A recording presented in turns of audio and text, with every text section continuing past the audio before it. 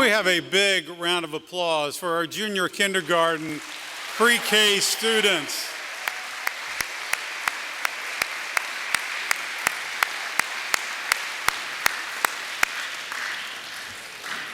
Good morning and welcome to this assembly. I am Steve Lisk, your interim head of school this year at O'Neill, and for the 13th time, we gather first grade through 12th grade as a community to celebrate our appreciation for the United States military, to those who have served in the military in the past and those who continue to serve today.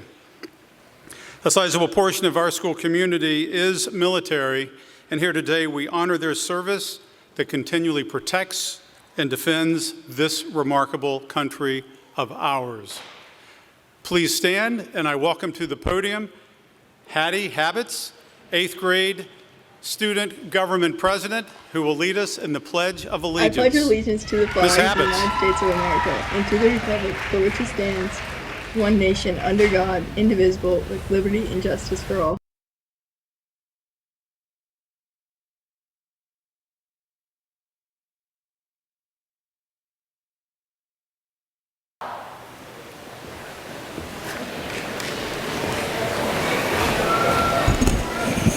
Hattie, thank you. We come into this gymnasium this morning on the 11th hour of the 11th day of the 11th month purposefully. The United States first celebrated Armistice Day, November 11th, 1919, to commemorate the end of World War I 1 year beforehand. By 1953, our experience in World War II and the Korean War led our government to recognize all those who had served and rename this federal holiday Veterans Day. Here at O'Neill, we continue our tradition by pausing in our school calendar to come together by creating a half day within school to honor the O'Neill families who are a vibrant part of our military today. Since European settlement along this east coast of North America, we have been an energetic people. Filling this continent and exploring the world seas filled much of our history, in some ways still does. But by the dawn of the 20th century, the United States had become not an isolated country, but the largest economy in the world. We then entered World War I late. We were hesitant, for good reason. But once American soldiers stepped into the battlefields in Western Europe, we turned the tide of that particular war. Famously, Colonel Charles Stanton quipped when he arrived with the American troops in Paris, he said, "Lafayette, we are here," recognizing French assistance to the American colonies in our own Revolutionary War that ultimately won our independence. Americans were returning to say to the French, "We will stand by you as you once stood by us." We emerged then, stepping into World War II, once again late, but once we did, our incredible industrial production and the military might that we were able to create turned the tide of that war as well.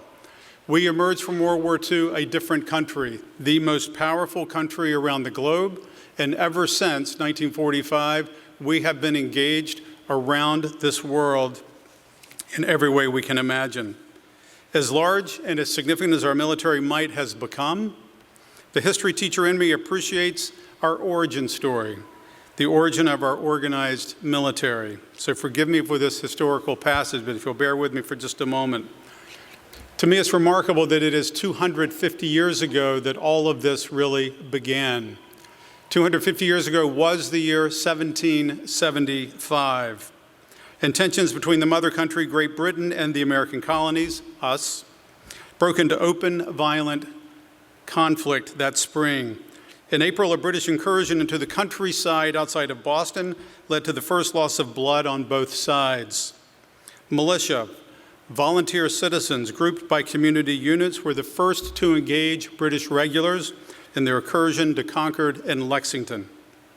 By July, our Continental Congress had appointed a commander, and General George Washington appeared before troops gathered on the Cambridge Commons in early July 1775. If you ever visit that commons today, it is right in the midst of a little school that we've all heard of called Harvard. By this time of year, in November of 1775, we had troops that were stationed outside of Boston, besieging that city, keeping an eye on what the Army was up to. We had another branch of the American Army that was on its way in campaign, making its way to Quebec and Quebec City. Another was in the mountains of the Hudson River Valley of New York, and yet another was positioned down in the colony of Virginia. Our young army was stretched.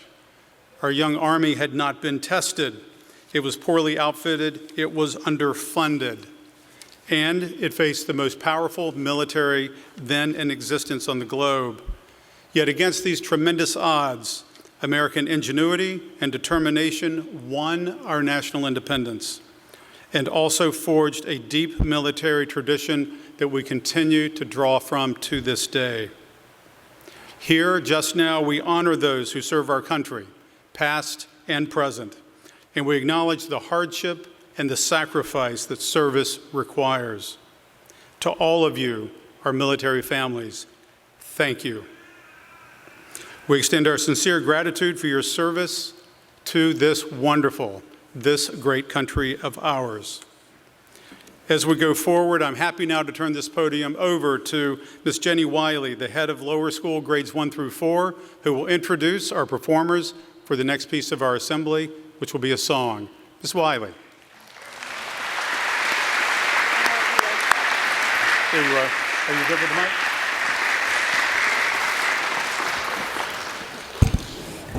Good morning. It is an honor to welcome all our military-connected families to O'Neill this morning. On behalf of the students, faculty, and staff, we wish to extend our sincere gratitude for your service and commitment to our country. Our fourth graders and upper school choir will now sing I Love America by Sam and Gary Francis. Many thanks to Ms. Bertinoli for her leadership, and Mr. Liu.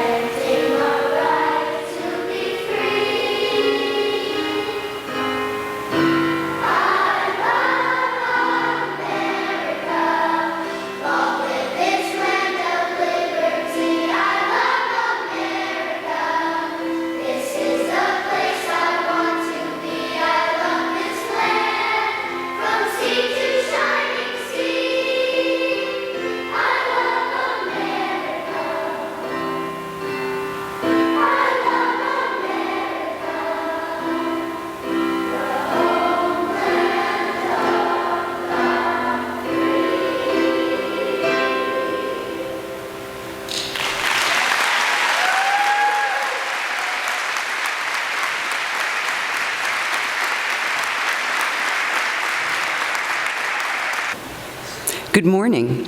I have the distinguished honor of introducing Captain Simone Woolley, a United States Army cyber warfare officer. A little history. Captain Woolley graduated from the O'Neill School in 2017 and went on to the Military Academy of West Point, graduating in 2021. Following her commission, she was assigned to the Cyber Protection Brigade at the Cyber National Mission Force at Fort Gordon, Georgia, home to the U.S. Army Cyber Command and Cyber Center of Excellence, as well as the Army Signal Corps.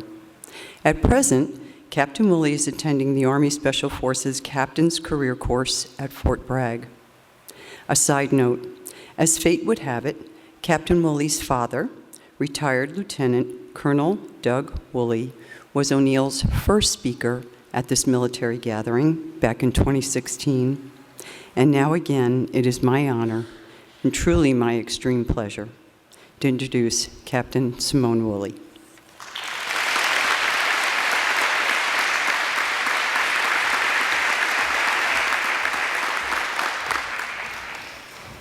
Thank you. It's a great honor to be back here at O'Neill, a place that truly has been the bedrock of my life now in so many ways. Every day I use lessons from English class to read and write, like this speech, for example, lessons from history to inform my decisions, and an understanding of the sciences to discuss complex subjects. My job in the Army, as Ms. G said, is a cyber warfare officer, which basically means that I lead groups of hackers and defenders, which we call red and blue teams. Just as we have people that can get into networks to identify their weaknesses, we also have people that focus on protecting them. So how does a pretty well-behaved, responsible older sister become interested in something as ethically gray as hacking? So like most stories in life, it started with the word no. I remember saving up money to buy a medieval-themed game called Skyrim that was rated for 17-year-olds, and I was 13. Sensing that this might be an issue with my mom, I did all the right things to get her to change her mind. I found articles that discussed what parents should be aware of, and even a video that would quickly summarize all the key points for my mom. She watched that video and took one look at that game and said, "No, you will not buy Skyrim." I was distraught. What was going to be my perfectly legal way to attain dragons, swords, and customizable armor just disappeared. It is often said that where there's a will, there's a way, and I was going to will dragons onto my computer. So I learned how to download and install an unauthorized version of the game. And once I got it working, I would play it under the cover of darkness deep into the night. Every parent's worst nightmare. And if you've ever found a shortcut in life, you know that once you just can't undo that knowledge. It's like putting toothpaste back in the tube, or like using AI on your homework. It's really hard to go back once you know the shortcut. And of course I didn't go back, because next I learned how to download movies for free. And I was the streaming service for my family way before there was Netflix or HBO Max. Now this all continued until one day my internet went out.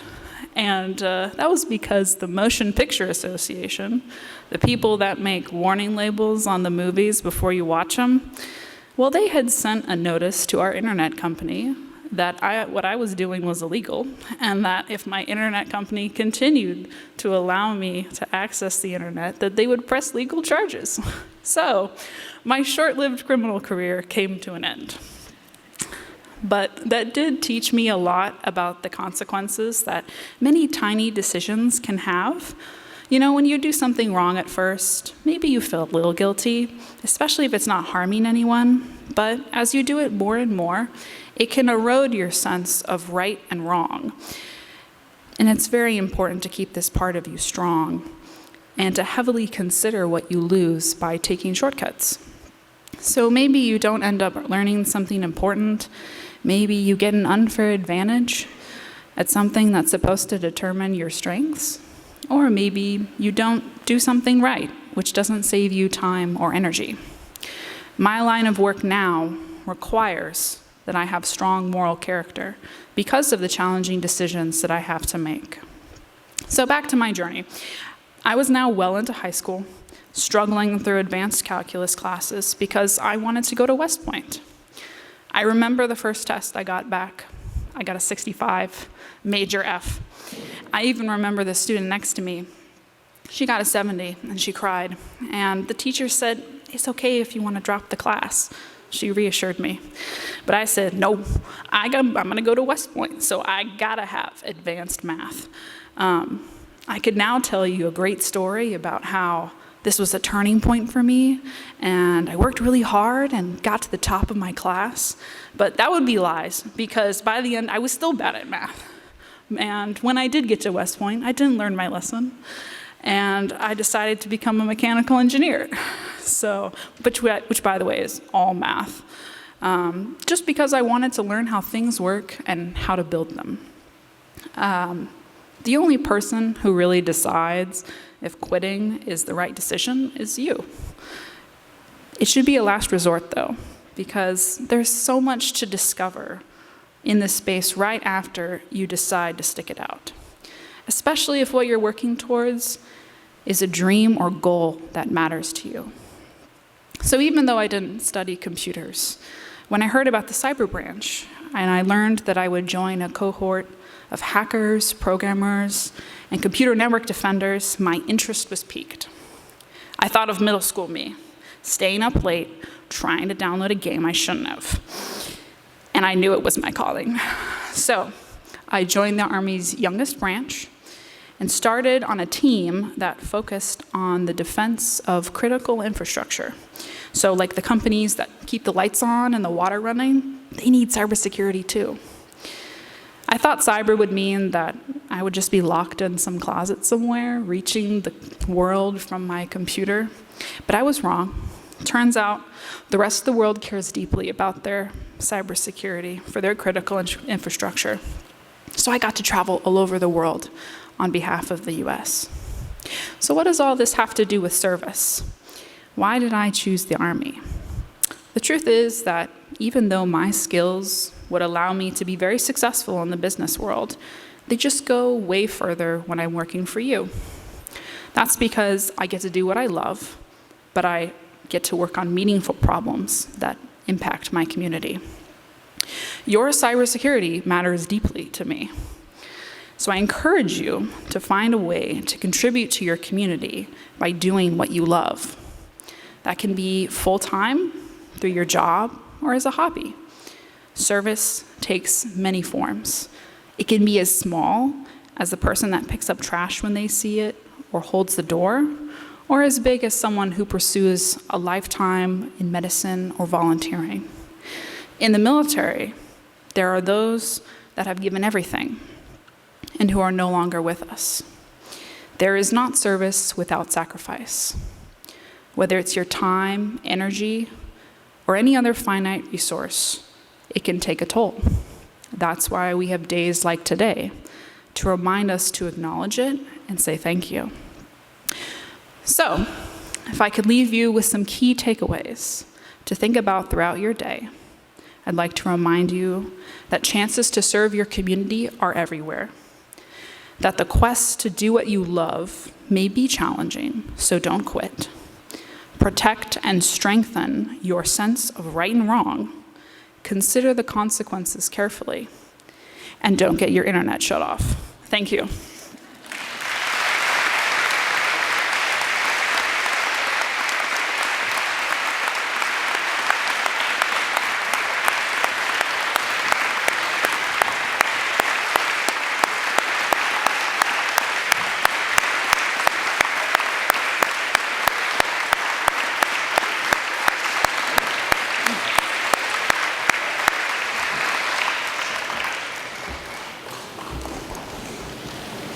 Captain Woolley, welcome back. We thank you for your wisdom, for sharing much of your story and your development, and smiling as you remember your experience here at O'Neill. Thank you for sharing your view. One more round of applause, if you will, for Captain Woolley.